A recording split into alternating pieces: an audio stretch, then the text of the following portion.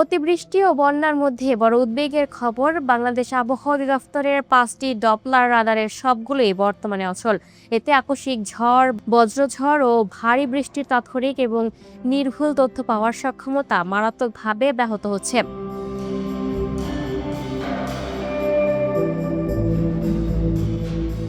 বিশেষজ্ঞদের মতে উপগ্রহ মেঘের অবস্থান জানাতে পারলেও কোন এলাকায় কখন কত তীব্রতায় ঝড় বা বজ্রপাত আঘাত হানবে সে তথ্য সবচেয়ে নির্ভুলভাবে দেয় ডপলার রাডার। তাই নদীপথ, বিমান চলাচল এবং দুর্যোগ ব্যবস্থাপনায় এই প্রযুক্তির বিকল্প নেই।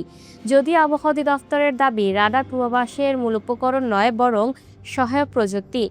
সংস্থাটি জানিয়েছে 3টি রাডারের মেয়াদ শেষ হওয়ায় সেগুলো বদলানো হচ্ছে।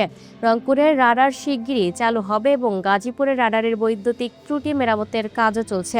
তবে আবহাওয়া ও জলবায়ু গবেষকরা বলছেন, প্রতি 5 মিনিটে নতুন তথ্য সংগ্রহ করে ডপলার রাডার, যা কালবৈশাখী, বজ্রঝড় ও শিলাবৃষ্টির মতো দুর্যোগের আগাম সতর্কতায় অত্যন্ত গুরুত্বপূর্ণ।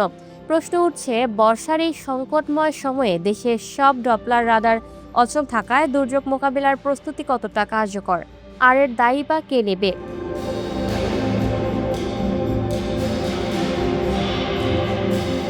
Lucky Akter, up to date news, Dhaka.